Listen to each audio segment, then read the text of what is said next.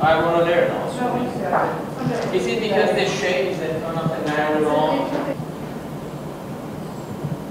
Okay, mine is actually tomorrow we're going to get her name is Sara. Sara Glenn.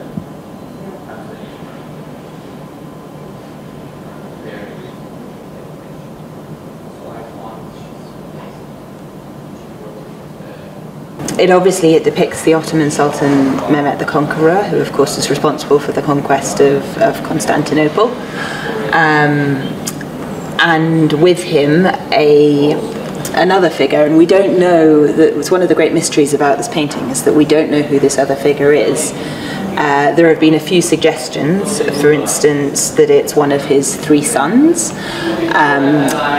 but that doesn't seem to fit precisely with how he's depicted and the age that one of the sons would have been at the time when, in conjunction with Mehmet here. So I think that's probably unlikely.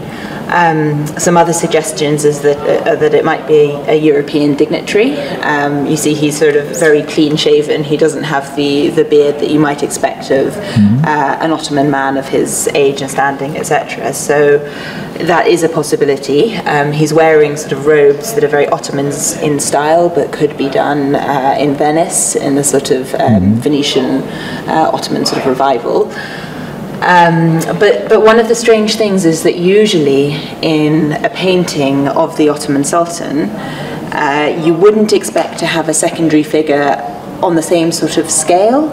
If you had another figure in the scale, he should be really either a very important person or a member of the royal family, etc. So there is a bit of mystery that surrounds it. It's probably second half 15th century. So one of the really important things about the painting actually is that it is one of only 3 contemporaneous or near contemporaneous paintings of the Sultan.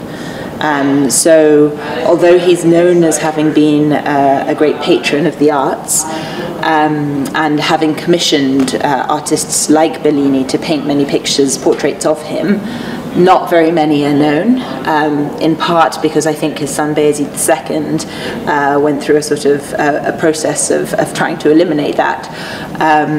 But there are, like I say, only these 3 portraits known. One of them, the most famous, is the Bellini that's in the National Portrait Gallery, the National Gallery here in London.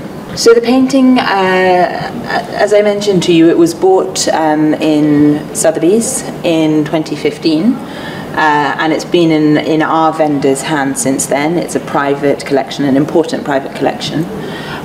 Before that, it is documented. It's been published a number of times as early as the early 19th century.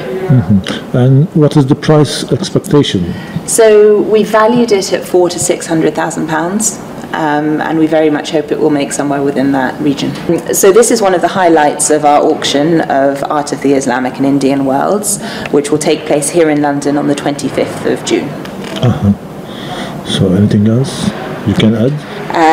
The sale it incorporates about 200 lots from across the Islamic world, from Turkey, of course, but also Iran, Egypt, many countries across the Islamic world.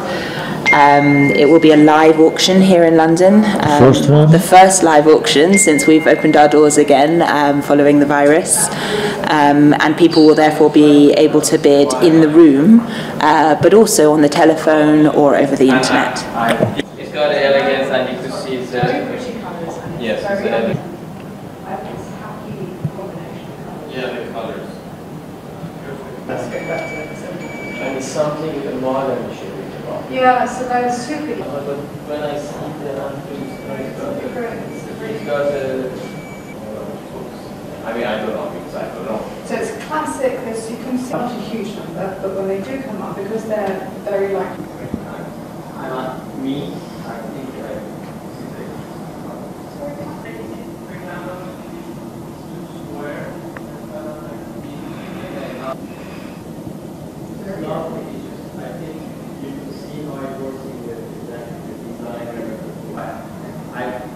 it's not European.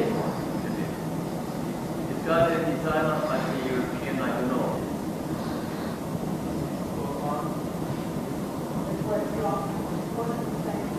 none of them, they're all kind of top heavy on price, and he doesn't move on the reserves. So I know my guess is that, and the unusual one